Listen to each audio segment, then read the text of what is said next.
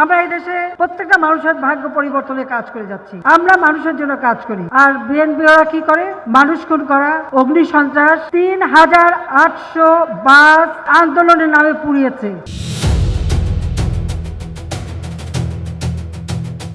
১৯৪৯ সালে জন্ম নেয়া একটি দল, যা ভাষা আন্দোলন থেকে শুরু করে মহান মুক্তিযুদ্ধে নেতৃত্ব দিয়েছিল, সেই বাংলাদেশ আওয়ামী লীগ আজ ইতিহাসের এক চরম বৈপরীত্যের মুখোমুখি।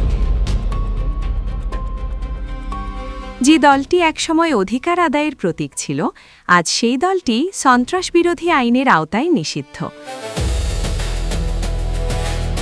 রাজনৈতিক বিশ্লেষকরা বলছেন, নতুন এই আইনি সংশোধনী দলটির রাজনীতিতে ফেরার পথ কেবল বন্ধই করেনি, বরং ঠেলে দিয়েছে এক দীর্ঘস্থায়ী আইনি গোলটখাধায়। টানা ১৭ বছর ক্ষমতায় থাকার পর ২৪-এর গণঅভ্যুত্থানে শেখ হাসিনা সরকারের পতনের মধ্য দিয়ে আওয়ামী লীগের একচ্ছত্র আধিপত্যের অবসান ঘটে।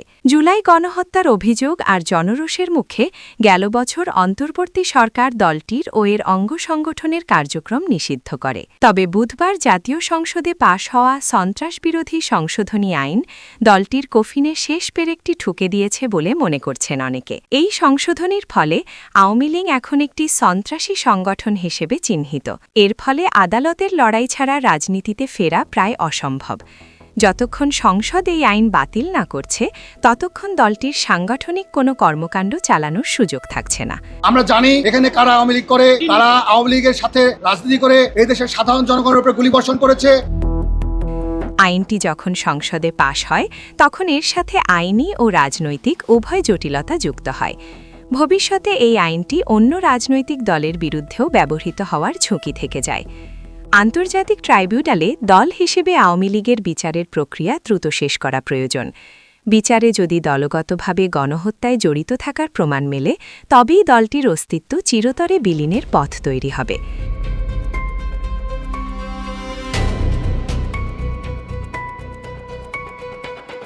রাজনৈতিক প্রতিহিংসার ঊর্ধ্বে উঠে নিরপেক্ষ তদন্তই কেবল এই বিচার প্রক্রিয়াকে গ্রহণযোগ্যতা দেবে। প্রতিষ্ঠার পর বহুবার চড়াই উতরাই পার করেছে আওয়ামী লীগ, কিন্তু এবারের সংকট ভিন্ন। এবার প্রতিপক্ষ কোনো শাসকের বৈষম্যমূলক নীতি নয়, বরং নিজেদের কর্মকাণ্ডের ফলে তৈরি হওয়া আইনি ও নৈতিক দেয়াল।